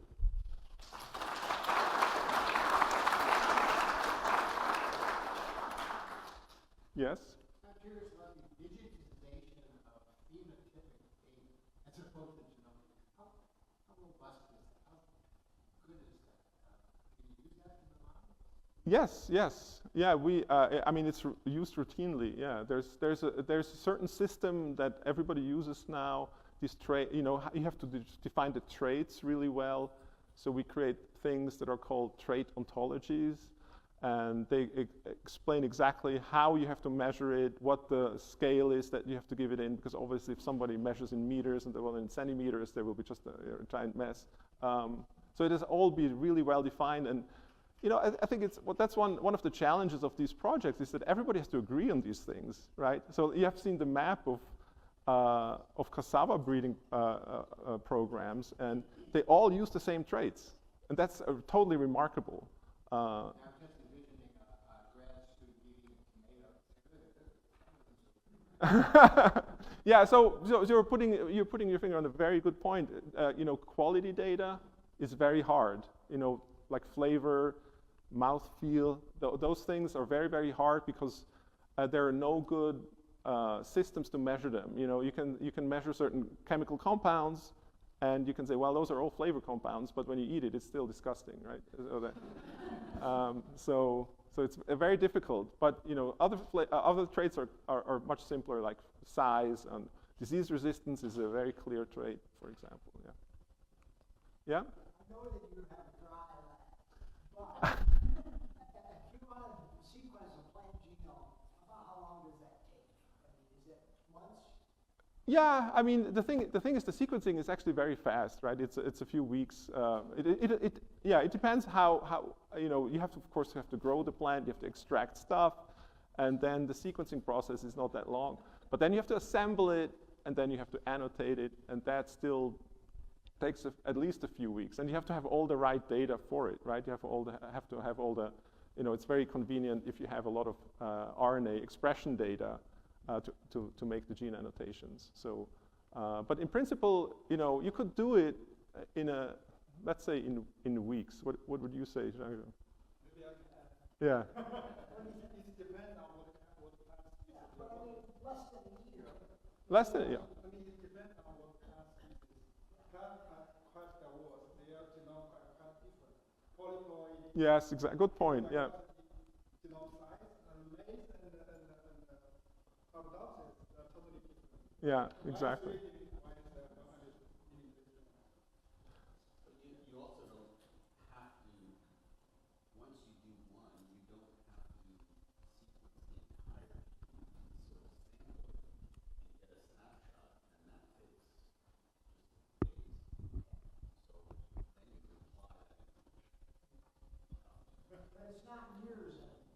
It's not years, no. It's literally measured, I would say, in months. If it's not a really hairy genome like octoploid or like strawberries octoploid, that throws in a little wrench in your, yeah. But and the resequencing, as Paul said, is very fast. Yeah, yeah. What's the time of function of? What's the time of computational function of? The computation of the annotation? Yes. Or, yeah. You have a year or a year and a half. Why is that? No, I mean, the computation isn't that long. It takes maybe a week to annotate a genome. Yeah. And that's because you have to align a lot of things. You have to run a lot of prediction programs, and you have to put them together. So it depends. It depends exactly what you want to run. There's a lot of, for example, there's a pipeline for functional annotation called Interpro, and it runs quite a long time because it has a lot of very complex models in it. So yeah, I think, but it doesn't take a year to annotate a genome. It takes days or weeks. Yeah. So the complexity of the models that are reflecting the genome that's taken the time? Yeah, it's just a lot of data because you have a lot of expression data that you have to align, and then you have to run these models and so on. And so that takes. It's still not instantaneous. Yeah, I would say, but it's not months or years. It's days or weeks. Yeah.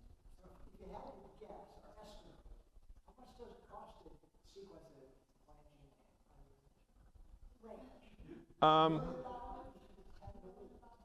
Range. No, way less. Oh yeah. I think if you give me 10,000, I'd be very happy to do it. I would take a lot of money home. No, it's just thousands of dollars now, not more than that. Depending on what your starting point is. Yeah, resequencing very cheap. De novo large genome, of course, more complex. So I think I should probably slowly head out. Thank you so much. Later pointer, yeah. Thanks. Good morning, everyone. It's a great pleasure being here. Really an honor speaking to you all to so much of the history of BTI. I was hired in 2007 as part of a move by BTI to place more emphasis on chemistry. And what I want to tell you today is, why does that make sense? Right? Why do we need to go back and look at chemistry? Isn't the chemistry of life well known? Right? There are these large molecules that Lucas was talking about, the chromosomes, that have the DNA, and that we can characterize, as Lucas just told us, in a few weeks. Right? We can get a full genome from a plant, from any human individual very, very fast. And then there's the proteome, which is derived from the genome. And those, again, are very large molecules. And again, they're fairly straightforward to characterize.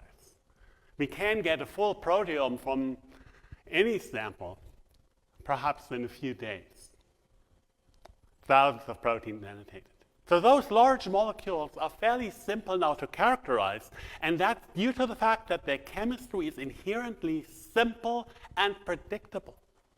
So in DNA or RNA, we have the same building blocks every time. Right? See if I get this laser pointer work. Yes, there we go. Right? So it's the same building blocks that are connected with each other by the exact same chemistry again and again. So you can build easily, well, it took a couple decades, right? But you can build platforms that give us the entire sequence of a chromosome, perhaps, which is still a challenge today, right? Get really a full chromosome with all the different regions in between. Okay, those are the large molecules. But that's not the entire inventory of the chemistry of life. What's missing is the vast space of small molecules down here, which I have kind of disappearing in the dark because it's really dark matter. The human body contains slightly more than 100,000 compounds that are unknown. We know perhaps 5,000 compounds, right? So 5% of the chemicals in the human body, and for most organisms the situation is way worse, are known. So next time you go through airport security, you just got to say, I'm bringing with me 95,000 of unknown chemicals. They'll be very pleased. Okay, so, good. So that situation is the same for humans, mouse, Arabidopsis, everywhere.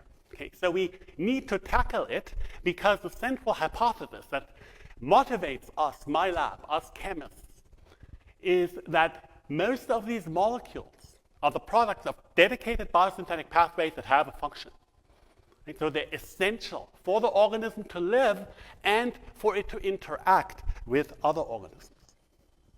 And then what we believe is that this process of discovery, of annotating the chemical structures, finding biosynthetic pathways, finding the targets, will really help us revolutionize how we do agriculture and how we approach the human condition, how we deal with disease. And I will give you 2 examples for that today where that seems to be working. So in this slide, I just want you to appreciate how complex and daunting the task is. So it's a picture of the human body, and note that here we have enlargements of certain areas highlighting the presence of microbes. So the human body consists of several hundred different tissues, each tissue having different cell types, each cell type having a different metabolome, meaning the specific small molecules, the specific chemicals each cell makes are different and not predictable, right? That's the point I have to make. The DNA, you can always say, yeah, it's the same building blocks, they're connected in the same way. With chemicals, that's not the case.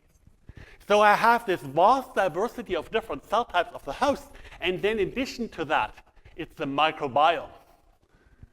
The human body contains vastly more bacterial cells than human cells, and they belong to many different species from different phyla that all contribute to the chemistry, and their chemistry interacts with the host chemistry. So it's the back and forth.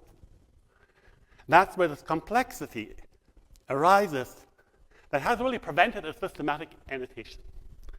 So when I started my lab here at BTI a good 15 years ago, we thought we need a simple model, and really the most chemist-friendly model.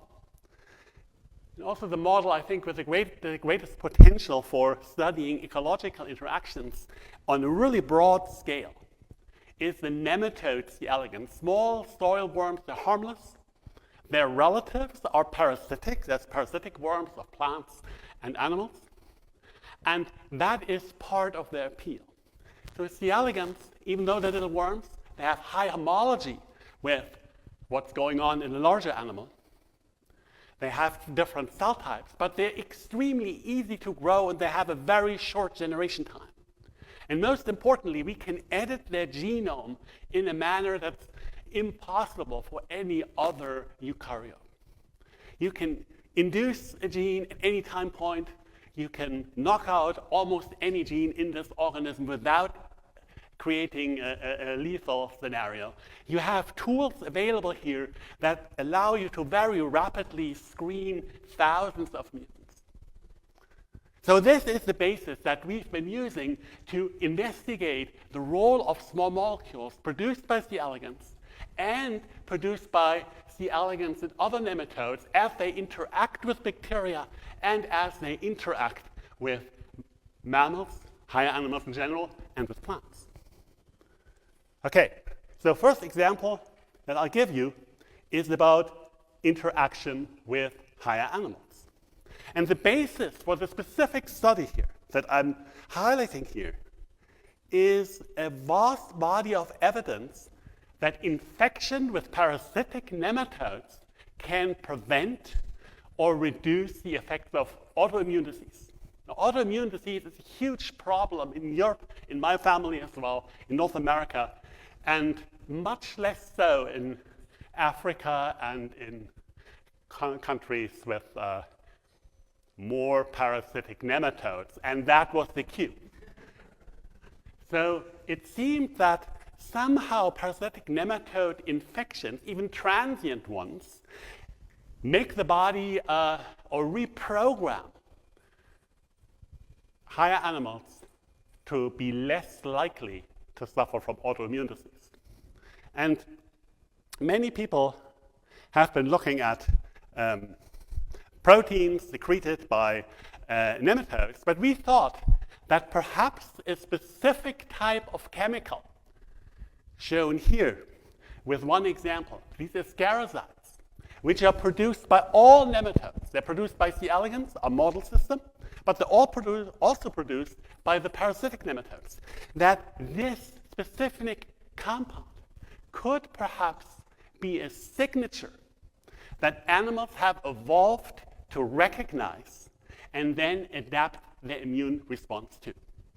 And that was the basis for a large number of experiments that we did in different autoimmune disease models. And I'm just showing you one example here in colitis. And in all of the model systems that we tested, includes also asthma and type 1 diabetes, what we found is that exposure to very, very small amounts, really trace quantities of these ascaricides, prevents the development of autoimmune disease. So for what we're looking at here is weight loss due to colitis, induced colitis in mouse. And if you treat just with a tiny bit of ascaricide, in addition to trying to induce colitis, you end up with no weight loss and a healthy mouse. You can see here is a colitis colon, and here is a colon also under colitis conditions, but with a little bit of ascaricide. So, as I said, we already showed this and published it for asthma, and it also works in type 1 diabetes. So that led us to recognize that perhaps that's the potential, really, to approach treatment of autoimmune disease from a different angle, and that is the basis of one of the startups that have come from my lab, Holoclara. Holoclara is based in California, but we're very, very heavily involved with further development of this compound. Now, back to BTI. What BTI really made a great home for my lab is that us chemists could interact with biologists. And there's a great tradition here at BTI to discuss science at the coffee machine. And so when Dan Classic and I met, maybe in 2014, at the coffee machine, and I told him about our results in mice, that compounds, these ascaricide compounds from nematodes, were perceived by mice as a nematode-specific signature. Dan immediately said, oh, we have to test this in plants, right? We have to check whether perhaps plants also have evolved the ability to recognize these compounds. And in fact, Dan was right. A slightly different variant, shown in red up here, this compound has dramatic effects on plants, on monocots, on dicots, doesn't matter whether it's rice or wheat or tomato or soybean. In all of these plants, exposure to just trace amounts of this compound primes the plants to become more resistant to oomycete, fungal, bacterial, and viral infection. And the effects are very dramatic. In this case, we have soybean plants. These soybean plants here, they were just these soybeans. They were planted, they were allowed to grow, and then infected with an oomycete pathogen. These plants are from seeds that were briefly submerged in a solution of this compound. So it's a seed treatment with just a little bit of this compound that primes the plant to be more resistant to pathogen infection. And we have seen that this is really priming at the DNA level, right? The changes in the accessibility of the genome in response to treatment of very small amounts of this compound. So that's the basis for the second startup that has come out of my lab, Ascribe. Ascribe is incubated here at BTI, so you can actually see some of the scribe labs here on the first floor, and BTI has been really tremendously supportive to get this startup on the way. We now have field trials all over the planet in Australia and India. We just got fantastic results from India and rice. It's really amazing. There's a bacterial pathogen in rice that's really a big problem, and there's no other treatment besides ascaricides, which seem to work extremely well. Okay, so these were just two examples, and they were both based on one single type of compound that we identified. There's many more compound leads that my lab works on. For example, these compounds here that we recently identified, they have, we believe, great potential in treating metabolic disease. They're compounds, again, that are derived from the natural environment, in this case of all vertebrates. This is something that humans make. So one less unknown compound in humans, also made in mouse and many other animals that we've looked at. So we believe that there are thousands of such opportunity in the hidden metabolome of plants, of animals, microbes, nematodes, and really understanding what these compounds do, especially in the interaction of the different species, will help us to develop new approaches to agriculture that are a lot more sustainable, that don't rely on killing things. And the same is likely true for drug development, where we can develop molecules that are based on things that naturally occur in the human body. So I've had a great team of researchers work with me over the couple of years. Here's the list of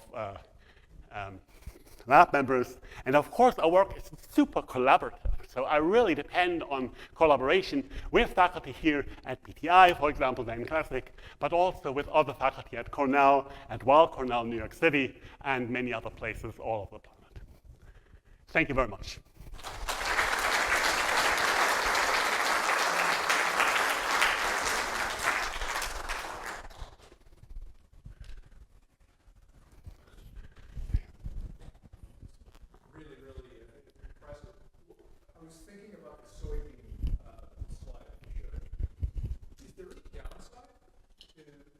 So we get that question so much, right? And there's all these other compounds that are, for example, salicylic acid mimics, right, that increase the disease resistance, and they all come with a penalty.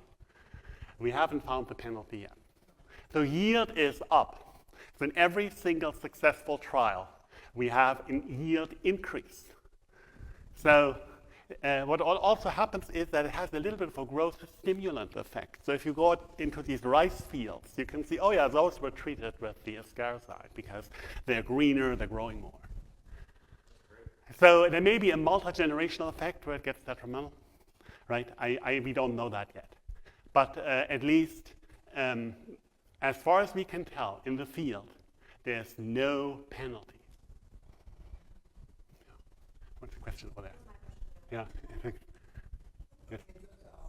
If you examine the range of pests like Phytophthora, fungus, you have some sense of how this ricocide can this ricocide protect plants from other pests, It protects generally broadly.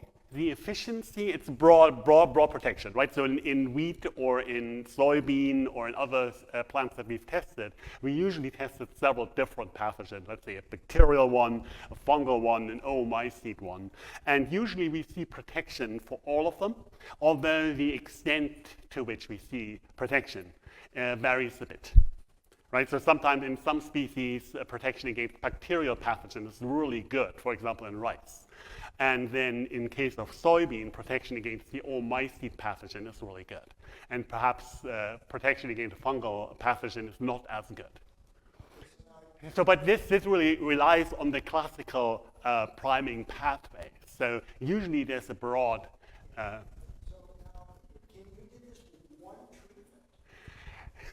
one or two treatments very early on at a rate of 25 milligrams per acre. Okay, 25 milligrams per acre. And saying this here to the audience, I feel embarrassed because I think nobody believes this. And also, people in the field don't. So what we do is we mix we sell a premix, diluted solution, where then the farmer can add a whole liter or gallon, right, to their tank. So they see something substantial is actually added.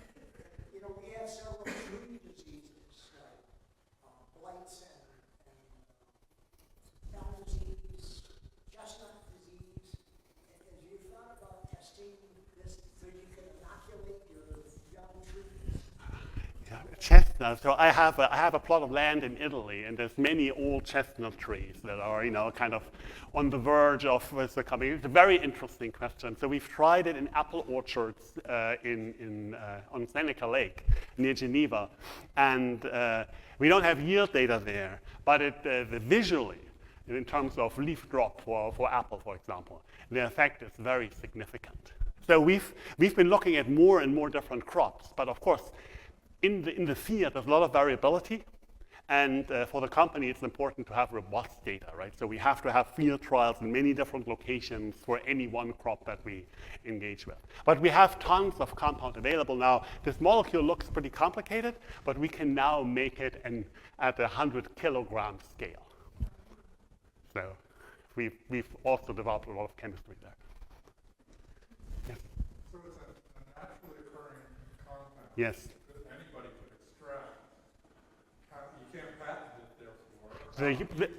Commercial. Oh no, of course it's patented. It's patented. If you discover a new natural product, you can patent its use for certain purposes.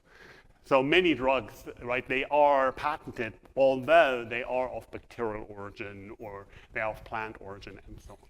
Right? So it's really the connection of discovering a new compound with an unanticipated use.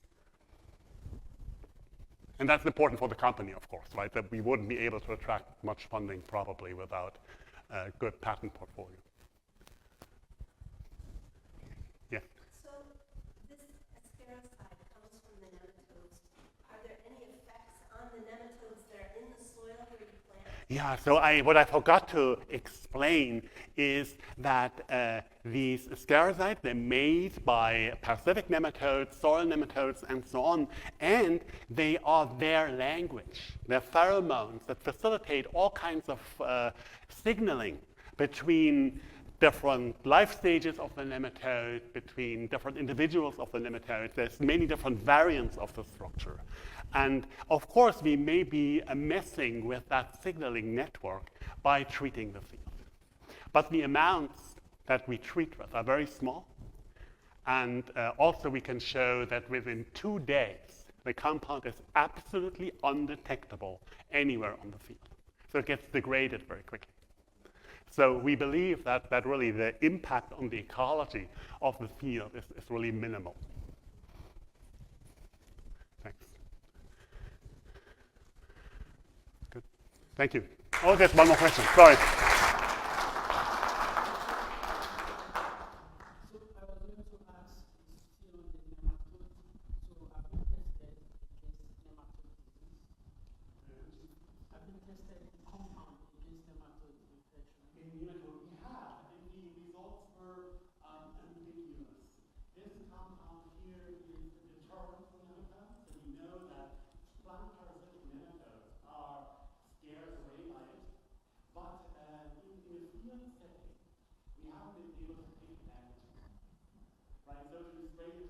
Where the nematodes don't really know where to go.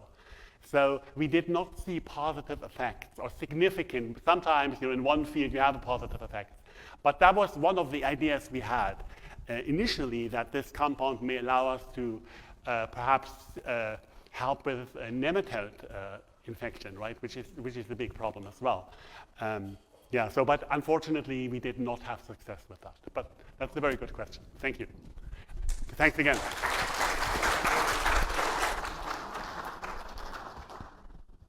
Yeah, good morning, afternoon, probably. So my name is Silvia Restrepo. I'm the new president of BTI, and I'm so blessed to be here as the president. So It's good I come at the end, because I come from a country that has a lot of cassava, physalis, and a lot of parasitic worms. So I can talk about those. But today I'm going to talk about my research. I'm not going to go into much details because I have to divide my time between my research and some, and I want to tell you what we are currently doing in BTI and like how the near future looks like.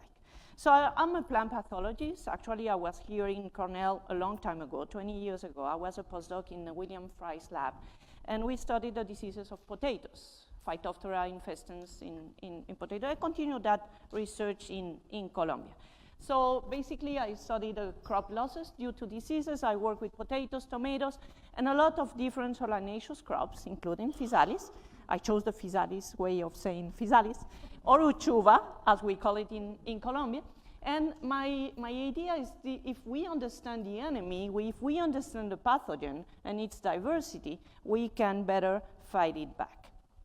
So what I do is I use a lot of molecular markers. I extract a lot of stuff or DNA from the plants, as Lucas said, and we analyze the diversity and focusing on the biology of the pathogen. So I focus more in the pathogen side than in the plant side, but I work with breeders trying to develop resistance to the different diseases. So I study the genetics of the pathogen and work with breeders.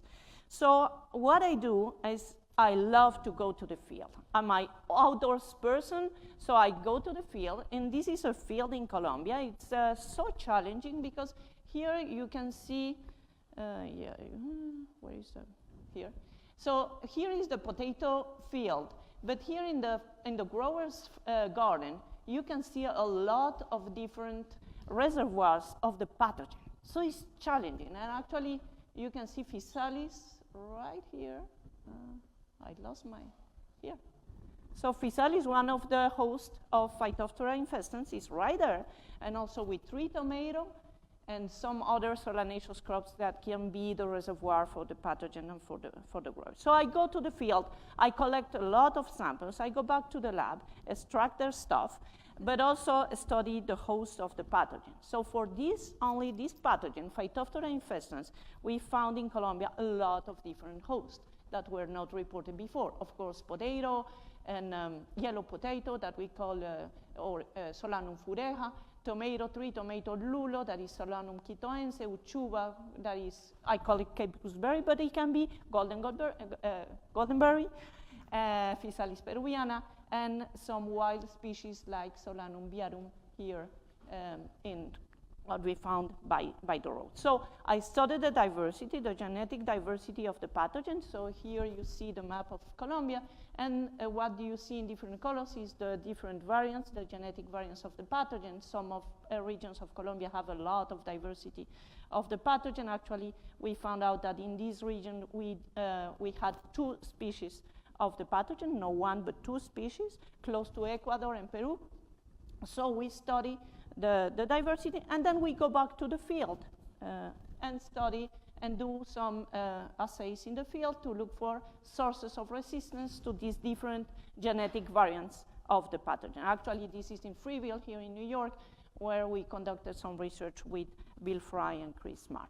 And then we selected some varieties. I work with breeders, mainly with Carlos Nustes in Colombia, and we just recently deployed some resistant potato varieties in Colombia. And of course, I do that with my team. This was probably one of the last pictures I have of my team in Colombia. And my new postdoc, the only member of my lab here in BTI, Juliana, is actually right there. She was doing her master's in my lab back in Colombia, like 5 years ago or something like that. Okay, so basically, I would like to imagine a future where we don't have these threats from the diseases. And we also aim not only to reduce the crop losses, but also to reduce the use of inputs and dangerous fungicides and other pesticides in our crops. But let me switch now to BTI. So my other hat. I have the researcher hat and I have the presidency hat. So, and today we have reflected on BTI's remarkable century, and we have reflected in our legacy that is so incredible.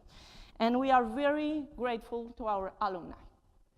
But in this moment, I wish to acknowledge all these contributions from our alumni, but in particular, Alan Renwick, who passed away 2 days ago. Alan participated, and this poll told me that, participated in 65% of BTI's history. And he made significant contributions, George mentioned some of them, to BTI's history, and especially to pest control and environmental challenges. So I would like to ask you, and please join me in a moment of silence in Alan's memory.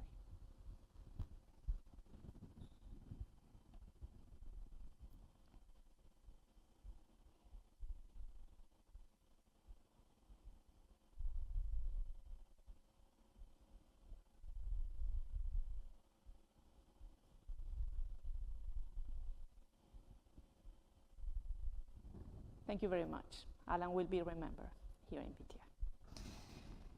Okay, so we have been working in this near future adventure of BTI. Of course, we think in the next 100 years, but we will probably not be around. So we are thinking in the near future, in the next 2 or 3 years that we have ahead. So we have worked in this new strategic plan, and we have key aspirations, and we would like to work in the 3 most important pillars of BTI. The first one, and you heard today, amazing science, is the discoveries and the fundamental science we do at BTI. So we would like to foster pioneering research, develop a strong translational research program, and we have Julian here, and you talk about patents. Well, 2 persons to your left, to your right is Julian, who is in charge of all the patents in the Institute. So we would like to develop the strong translational program and, of course, expand our global partnership, especially our international partners. The second pillar is our organizational optimization. We would like to be efficient, to have streamlined processes, to have also to promote transparency throughout the Institute and a democratic structure. And the third one, of course, is education and outreach. And we are thinking in this new generation of scientists that we have here in BTI, that we have all the grad students, but during the summer we have these amazing high schoolers and undergraduates that come. This last summer we had, I don't know, Delaney's around 45 undergraduate students and 4 high school students. So please scan this QR and explore our strategic plan. So I will give you a minute to scan the QR so you can go after this amazing journey today and go through our aspirations, actions, activities, and indicators for the next 2 or 3 years. And if you like to contribute to any form to our different actions, please write to me or write to any person here in BTI, and we can include you in our discussions.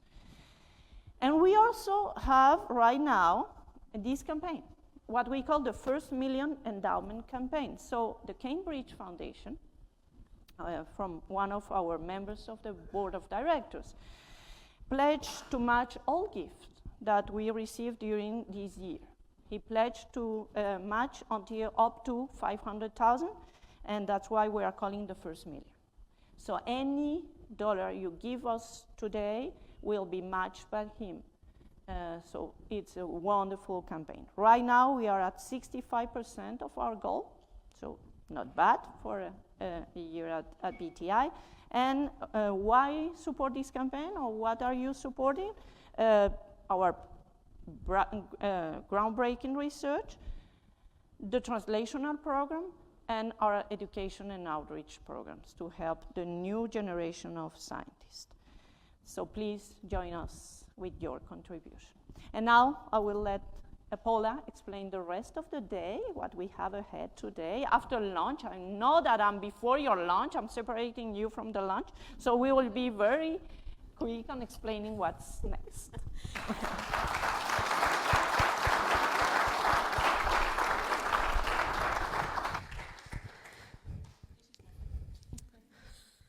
Thank you so much, everyone.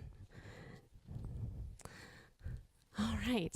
So while we're all gathered here in the auditorium, I'd like to take a commemorative photograph of everyone before we break for lunch. So anyone who's standing in the back, would you mind coming up and finding a spot to sit real quick, and we'll set up the tripod and take a photo of everyone.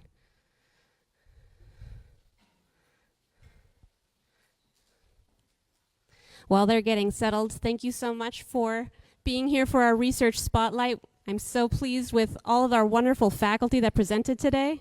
It's been so inspiring.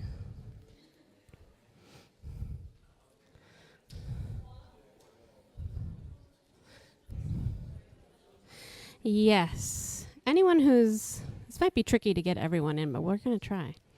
Might have to scooch in towards the center.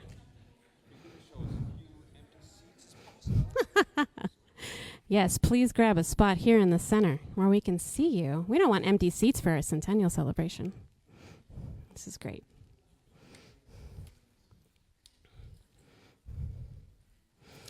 All right, so while we're setting up, I just wanted to explain the afternoon portion of the event. We had a wonderful legacy showcase this morning and then the research spotlight just now. And after the lunch, we're hoping to have, please stay for discovery hour. We've set up some tables on the second floor in several locations, and we've also organized some tours. So if you're interested on touring the building and checking out a few different projects and things that we'd love for you to be involved in, we'd love to have you. So please explore the second floor, sign up for a tour. We'd love to keep you around for the afternoon and chat more. Thank you all so much. How are you doing back there, Mike? I could also say thank you to everyone who tuned in virtually today. Jason, did we have a lot of people on the live stream? A few? Okay, well that's fun. We're going to be having Luna's for lunch. Very exciting. They do tacos. They're delicious. I hope you enjoy.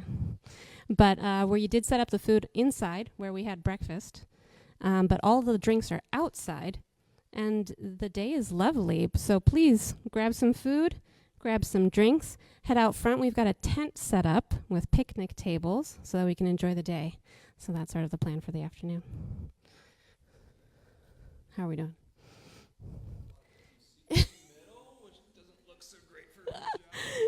It's so funny.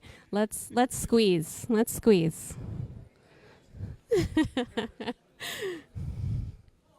Perfect. Yes, we've got some 3 seats here. Perfect. Thank you, Erin. Juliana, Sylvia, thank you. Fan, Ritesh, come up here with Sylvia. Yeah, perfect. Okay. Yes. I might get Hannah's help to take this photo if she's around. We'll be in the second shot. We'll set up a timer. It'll be good. Hi, guys. Wonderful. How's that looking? Okay, great. Thank you for bearing with me, Wally. Very excited to take the photograph. Oh, yeah, that looks great. Perfect. I very much like the very official tripod with the cell phone setup. That's very fun.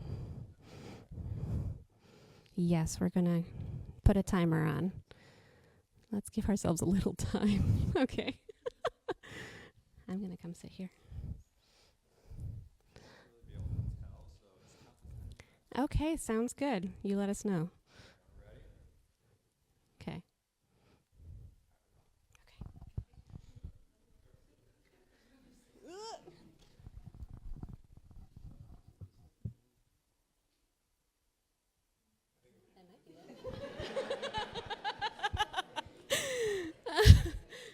Did that work? Oh, yeah, that's great. Okay, guys, one last thing before we go. I did want to explain one last thing before we left. The way we organize the afternoon is we have little cards to hand out to everyone showing you. Oh, there's a slide. Thanks, Sylvia. There we go. So these are the stops on your card. So as you go to each stop or complete one of the tasks or chat with someone at a table, you'll get a stamp. Exciting. I know. And each stamp is worth 2 tickets, which you can redeem at the Centennial store, which is right at the entrance. And you can enter those tickets after you're all done for the door prize. We have 3 door prizes. You can check them out just out as you leave the auditorium, but yes. So enjoy the discovery hour. We'll probably be wrapping it up around 2:30 to have cake and champagne and to announce the door prizes. Thank you, everyone.